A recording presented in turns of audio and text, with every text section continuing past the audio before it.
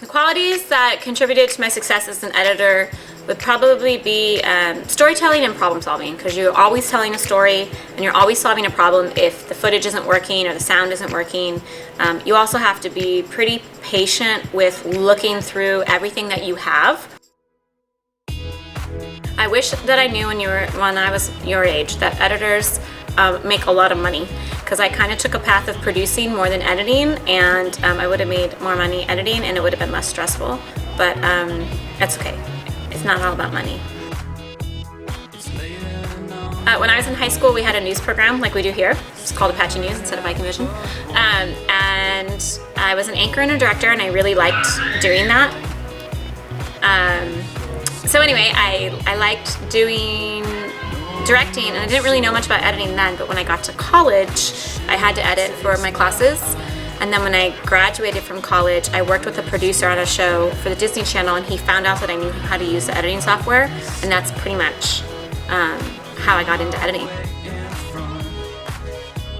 So when I first applied to school, I was going to do broadcast journalism. When I got to school, I don't know if I made a mistake in my application or if they did, but it said communications with a concentration in television and radio, and I decided just to stick with it.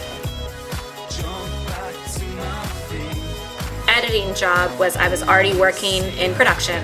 The way that I got the jobs was I had internships in college.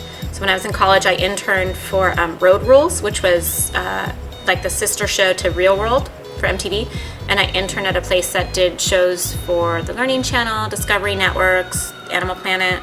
And on the Road Rules one, I worked in the story department. So that's kind of like you're into editing, is knowing how to put together the story. So that was how it started, and then you just make a really good impression, and you work really hard, and then people want to hire you. So I got a job right out of college. Right today, I'm a teacher. I'm a teacher now, and I did not think I was going to be a teacher at all. Like, I never anticipated being a teacher.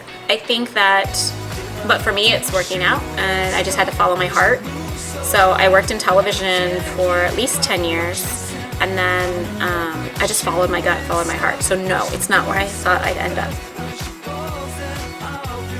The thing I'm most proud of as an editor is actually after I became a teacher, I worked on Top Chef, and I had not worked in production for like 6 or 7 years. So when I went back and was still able to like edit and do it and produce a really good couple of episodes for Top Chef, I was like, yeah, it's still done. The most valuable classes in high school were definitely my broadcast journalism classes and my English class, because I had a great junior English teacher.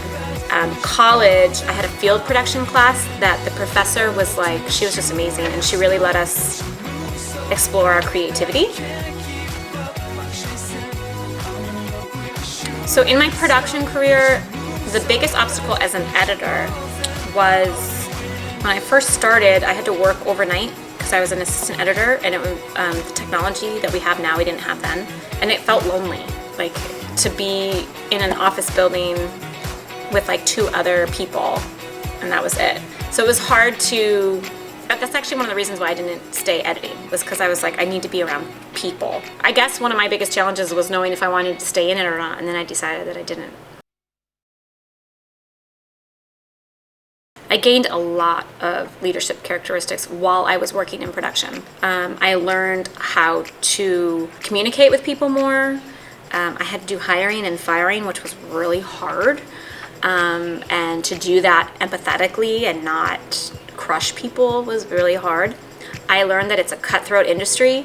And so even though I was a leader, there was always someone above me too. So it was finding the balance between being good to my crew while still navigating the fact that like somebody above me was saying they need to do this or they need to do that, which I think any person in a leadership position has to deal with. Staying organized, time management, being fair, communication, and being ambitious. I was really ambitious when I was younger. I don't know if I'm that ambitious now, but when I was younger, I was super ambitious, and so I like moved fast through the ranks in production.